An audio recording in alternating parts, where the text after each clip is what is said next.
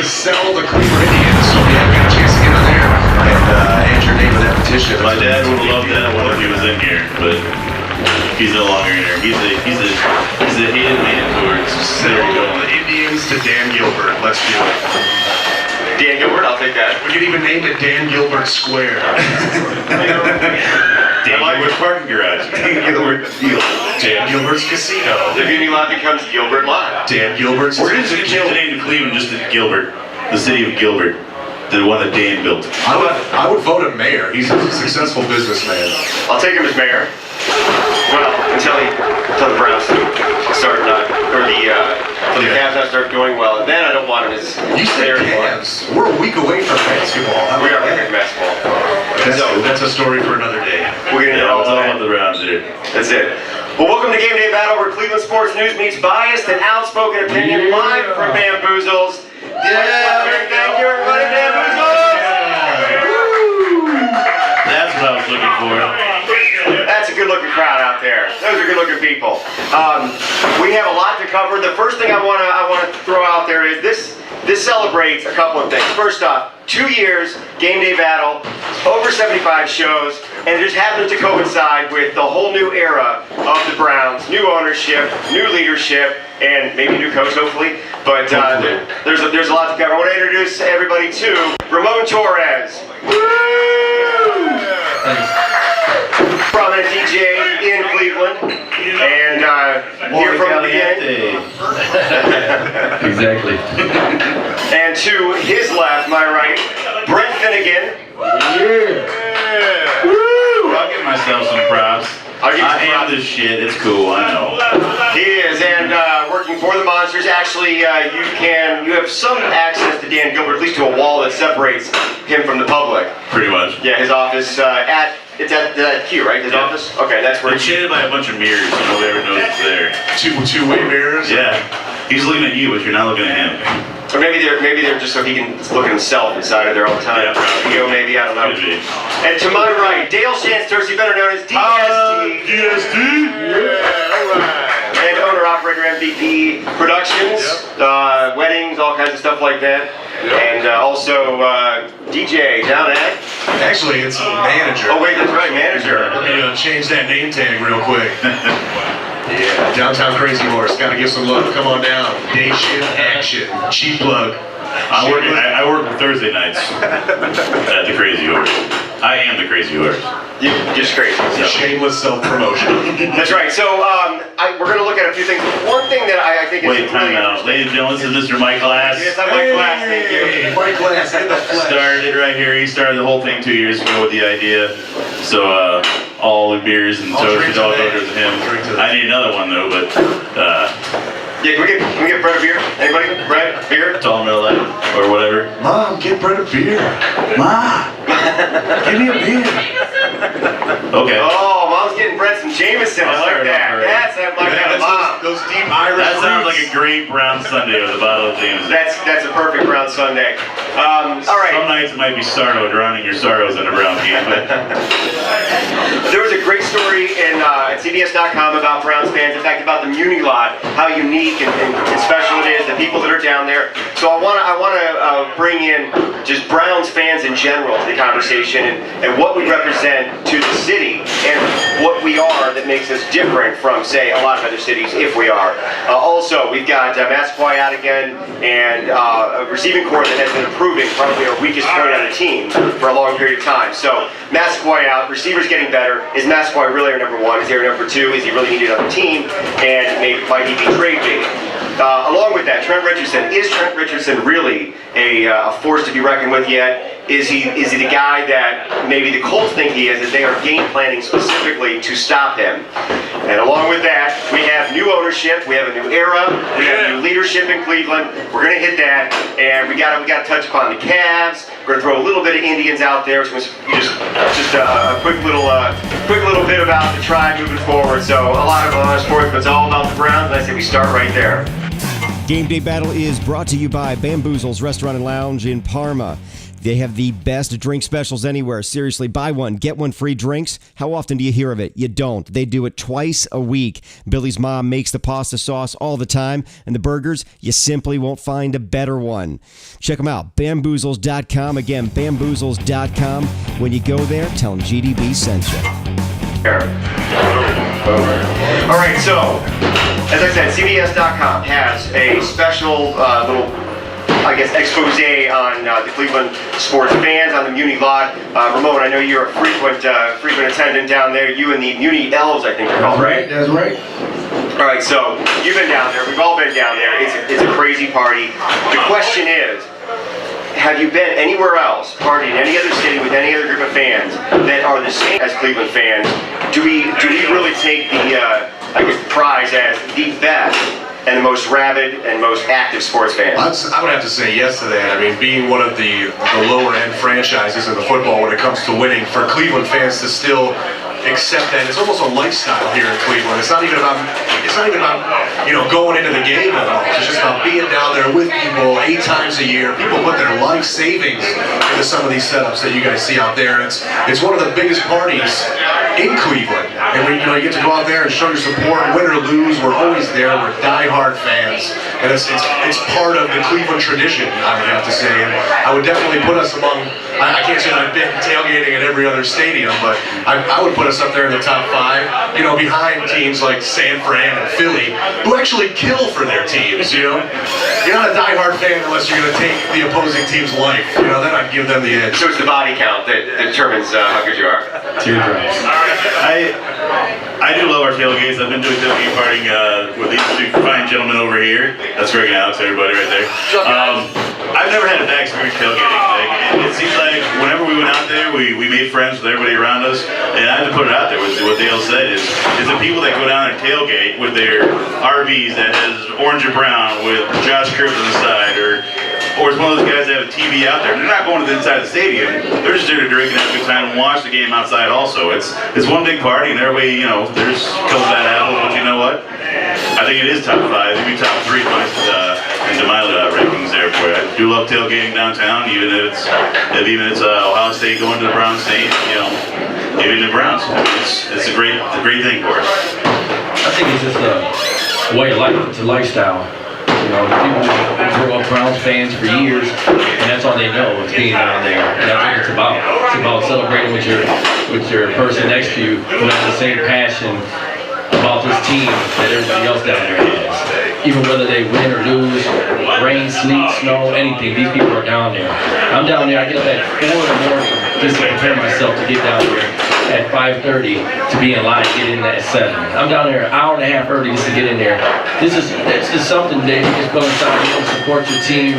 Man, if they win or lose, it's that you're just down there with people who have the same passion, hoping they pull out that win. That's what it's about. Well, and you obviously are down there a lot. You and the Elves, you develop sort of a group, sort of a community family. That's what a lot of these party areas are down there. One of the big ones is the big brown bus, the big brown paint bus, the dog on the side. That started off with, I guess, like 15 people or so, and now it's about 50 families, and it's just a huge mass of people that are down there all the time. And of course, anybody's welcome to come by and hang out. Enjoying that a lot, as anybody really had an opportunity to really go tailgate in another city, party in another city, and usually it takes living there. And I actually have in Dallas, for Houston, before Houston, the Texans, and also in Cincinnati, and also in Pittsburgh. So You get around. I do get around. Yeah, I'm kind of a sports slut, but You're a football whore.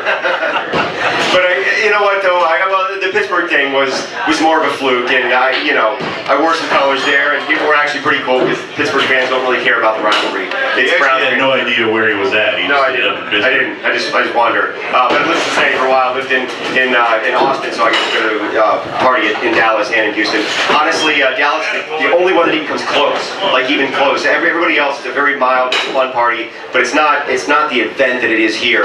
And Dallas has a lot lot of the same sort of rabid nature. You get a lot of the Cowboys, the dress up Cowboys, and all that kind of stuff. But it just isn't the same. It isn't the same charm. It isn't the same attraction that it is here in Cleveland. Yeah, it's hard to hang with Texas when it comes to anything football. It's almost like church. You're exactly right. It is a religion. The weather, it's warm all year round there, so they can get away with a lot of stuff too. You know, when you out here in snow, that takes I dedication. want to see Cowboy fans at minus 30. And that's true, but one thing about the nice weather is the women down there partying wear a lot less. And my wife's not here yet, is she? No, okay. Nope, she's still on her way. But the thing with Cleveland I like a lot is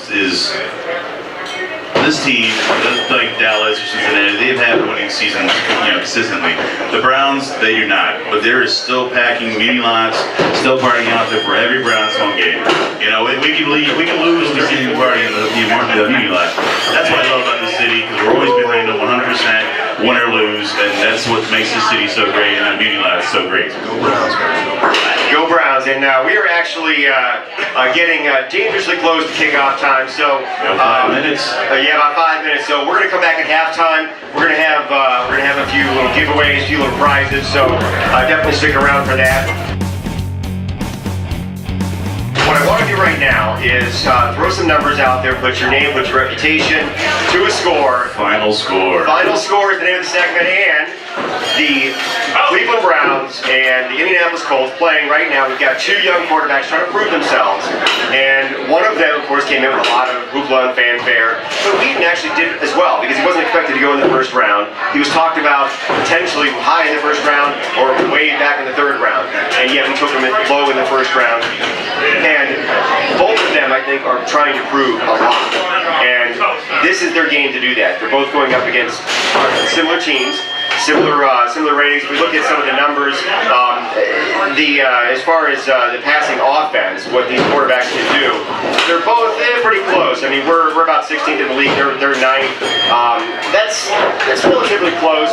The biggest difference is really our pass defense sucks. We're 30th in the league. They are 3rd in the league. So Wheaton's got to go up against a secondary that is functional. Now, I say that we've been without most of our secondary for a lot of it. We've been on that Hayden, who is our Pro Bowl starting corner. who was step for step with AJ Green last week. That's a biased stat line. It is. So, moving forward here, let's just kick it off with you, Brett.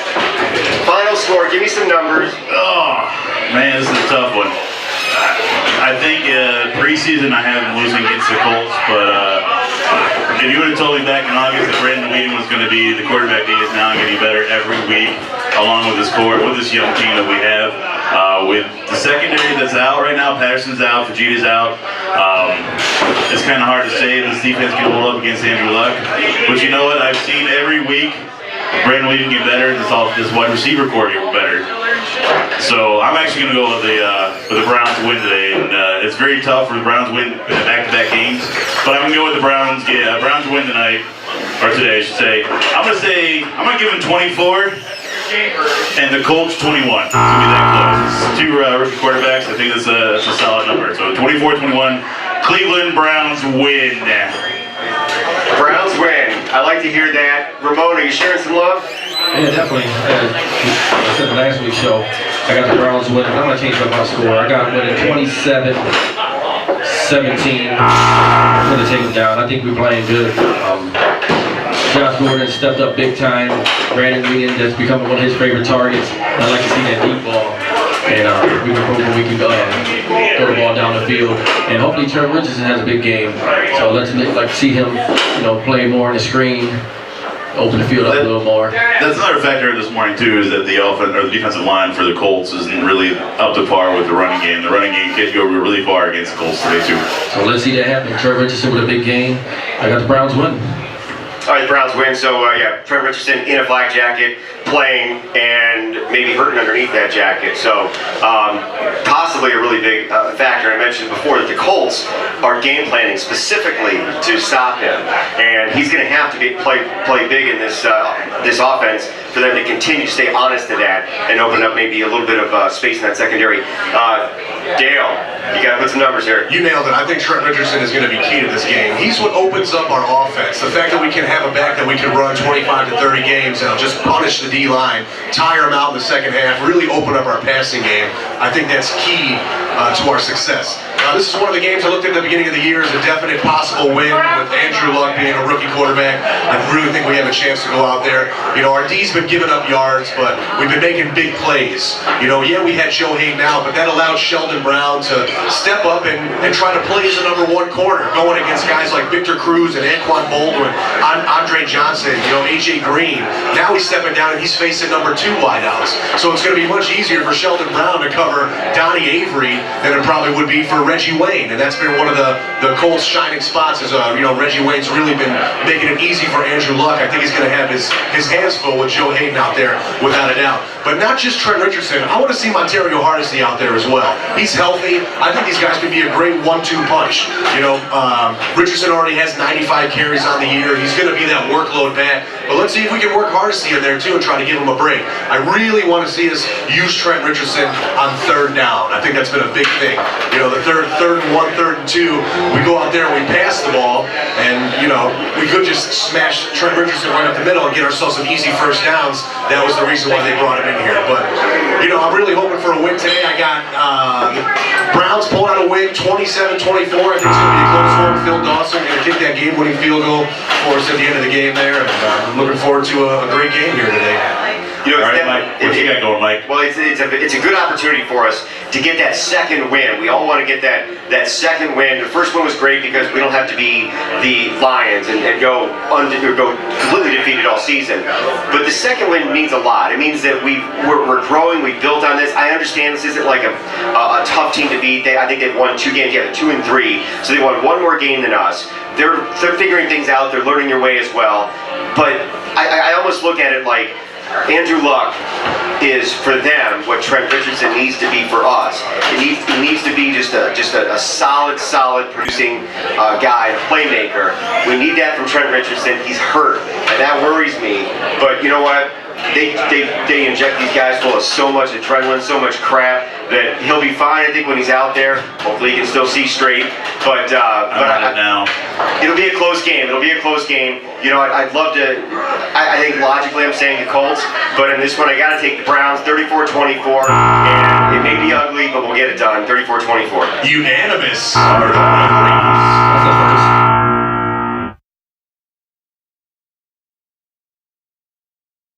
That's the first. All right, so I've got a quick question, and this question is for a free drink, and everybody loves a free drink, I think. I know I do. I do. Can I answer? You cannot answer, Brad. Son of a bitch. All right. What year was the start for the Cleveland Browns in the All-American Football Conference? All-American Football Conference. Check your Browns history. Go way back. Anybody? What year? 54? Incorrect. 54 is not the right year. Anybody else? I heard 46. 46. What was it? 46. Who said 46? That's it. That's correct. Yeah. Let's get him a shot right there. Give him a All shot. right. Shot. And ladies and gentlemen, the roof is open at Lucas Oil Stadium right now, and the kickoff is ready. Actually, the kickoff already happened. So you get a free shot. Free drink. There we go. Yay. And the Colts take the ball, and let's go Browns. Here we go. Let's go Browns! Welcome back to Game Day Battle. We are here live at Bamboozles. Let's hear it! Bamboozles! Got a little bit of barking there. I like that. All right, so we're not winning. That's fine. We are playing tough. We're playing. We're used to it. We're used to it. It's all about the party, and we are showing ourselves as a good team. Not the Browns. Are they showing themselves decently today? Yay? Kind of. Little had his drop and his catch. Little had his drop and his catch all at the same time. So we'll take that. This actually marks 2 years, a little bit over 2 years of Game Day Battle being part of the Cleveland fan and you know, the fan base, part of the Cleveland experience, part of the fun of celebrating the Browns football, and also we've got the Indians baseball, Cavs basketball. So I just want to just offer up a shot To all of everybody. I'll drink to that. Grab yourself one, toast with us. Shows. 75 more shows, everybody. 75. Salud. Sláinte with that James in there. So as those who have seen many of our shows, they will know that That's this is delicious. not a normal show. This is about drinking, this is about having fun, this is about being inaccurate and being called out for being inaccurate every fucking time. And yes, there is no censor, there is no bleep. It's whatever you want to do. So, looking at the first half of the game, any quick thoughts? Ramon, quick thoughts. Let me start this off because, as I stated before, you know, I thought we were going to come out and we're going to beast on these guys, and we're doing the total opposite. As all of our shows that we've talked about defense being a top-notch, you know, something that stands out on this team. And you know what? They haven't showed up at all this first half. And I don't know what's going on with Brad Childers and this defensive coordination he's got going on, or the Childress is offensive. Yeah. Like I said, it's all about being inaccurate. You're very inaccurate. So yeah, like I said, Dick Duran. So this team is not even looking like we looked last week when we had standout guys come in, had some picks. Hayden, they're dropping everything underneath us. Like, you gotta, you know, counter that, and we're not doing any of that. So go coaching, buddy. So call coach. Yeah, hopefully, you know what I'm saying. They got something this second half they can stand out and, you know, counter that. But it's not looking right. Yeah, there's definitely some lackluster play calling going on right there today. You know, just more Shermer, just awful play calling. You should definitely let Brad Childress take the reins and definitely let's see if he can, you know, muster up more of an offense than this. But, you know, their key was to stop Trent Richardson. They're doing that. I think 8 carries for 9 yards. That's definitely getting the job done and, you know, making some contact on the defensive front of the ball. So he's got good luck on the screen. maybe try to mix Hardesty up in there a little bit, see if we can open up that passing game, but it all comes through our run. So they're doing what they need to do to stop us. Hopefully we make some good adjustments here in the second half and come out and get ready to put some points on the board. Points on the board, and that's what it's all about. And let me just just throw this out there and get a quick round of applause for those that would like to see Shermer Can today. Anybody Shermer Can today? Shermer Can today? Yeah, we got one on there. All right. We got some Shermer lovers over here. You got some Shermer lovers over here? I don't think they exist. Yeah. All right, let me see a hand for somebody that wants Shermer to stay as coach. Anybody?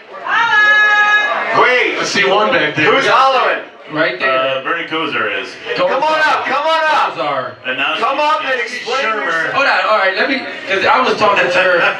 Let me talk for her because I was talking to her before we came up for the halftime part of the show. And she stated that there's no consistency on this team. And I agree with her. Every 2 years we got somebody new coming in. There's nobody who's consistent. And I can dig that. Are you like trying to find Pat Shermer pros? No, I'm just talking for her because I spoke to her before I came up here right now. You're just explaining the madness. Exactly. Okay. I understand that. I agreed with that. But let me tell you something else. He's not what we need here. He doesn't fit what we're trying to do here. He's not a head coach to begin with. He never was a head coach. Exactly. In true Cleveland style, we find people who are opposite of what we need and put them in lead positions. Or who's the nephew of Mike Holmgren's fishing buddy or some shit. Yeah. Is that seriously? It sounds good. It sounds good. Sound great. It was a friendly family hire, Yeah. without a doubt. There's On their connection. last camping trip. Oh, sure, I got a job for you. We're practically turning Go run our team. We're practically turning into the Philadelphia Eagles. We're hiring everybody from Philadelphia. Pat Shermer had ties to Hey, Philadelphia. why not? Let's start. Hey, bring Mike Vick here. Mike Vick's dog pound. I'm all for it. Dude, fuck Mike. Mike Vick's dog pound. Mike Vick's dog pound. I'm all for it. That's a PR nightmare. That sounds like we're gonna have PETA outside our gates ticketing every.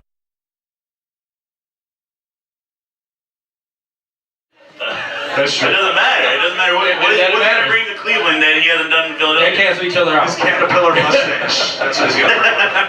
Well, Dale's going to work on Tom Coughlin, but until that happens, That Andy won't Reid, Fuck Andy Reid. I want to call Eric Mangini and tell him how sorry that we are. God. Hell no. Jimmy Haslam, bring Mangini back here. No. Come on, man. Be No. honest. Look what he did to the Jets. And look what the Jets Rex ain't Ryan. going nowhere either. Yeah, because look what Rex Ryan has done. They got him going They were a nowhere. playoff team before Rex Ryan came in. No, they weren't. They did not go to the playoffs under Mangini. They went to the playoffs the first year of Rex Right. Ryan. Yeah. But that's with all Mangini's players. Don't even start that shit. No, hell no. It was Brett Favre. We won 5 quality games Favre. with Mangini. We had It a was good Brett attitude Favre. among the team. There was a winning aura for the Browns. We beat the Saints. That's we right. beat- Hey, my man over there, he talking Brett Favre, right, baby? Brett Favre. That's Brett right. Favre can't coach high school kids. Yeah, Brett Favre is God. Brett Favre coached Colt McCoy. Is that any? No, nothing. Well, that's why he's probably right, Vince. All right, so wait, but if you want to say that Mangini was kind of the key, and you want to have him back here, then you got to look at Manginius, the guy that created an awful atmosphere in the locker room. Guys hated him. I don't think so. Oh, you don't think so? No. There was the whole situation with like bottles of water. It's because he demanded respect and held you They accountable. never got it. They never got it. He never got it. That's the point. He never Yes, got never it. got it. It never Not got from it. guys that don't matter. For You the know what? guys that do All right, matter. as I was talking before, I came up here right now.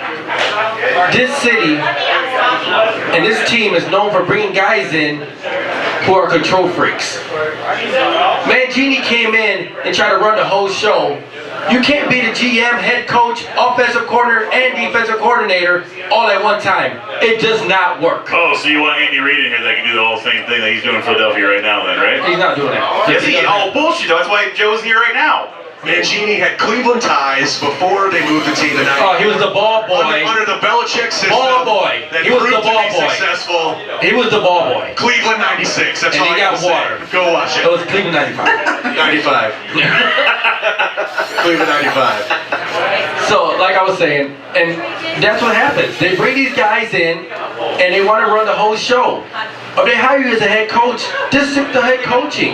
Well, you don't Stop think the trying head coach should have thoughts on who to draft? I understand that, but don't try to be the offensive coordinator. Don't try to be the defensive coordinator. Don't try to be the special teams guy. You may not want to try to be it, but you should know how to be Okay, those things so you and have that as part of your. Don't play that role of that's not your thing. Focus on one thing, which is head coaching. Well, you know what the word head means? The word head means the top, the kitchen HNIC. of the operation. The HNIC. You are the guy that is making the decisions. Head coach, you have to offensive coordinate. You have to defensive coordinate. You have to do follow ball. everything. Everything. And I'm pretty sure that there's a brain in the head, so you gotta have the brains to do it as well. So we think. That's true. So we think.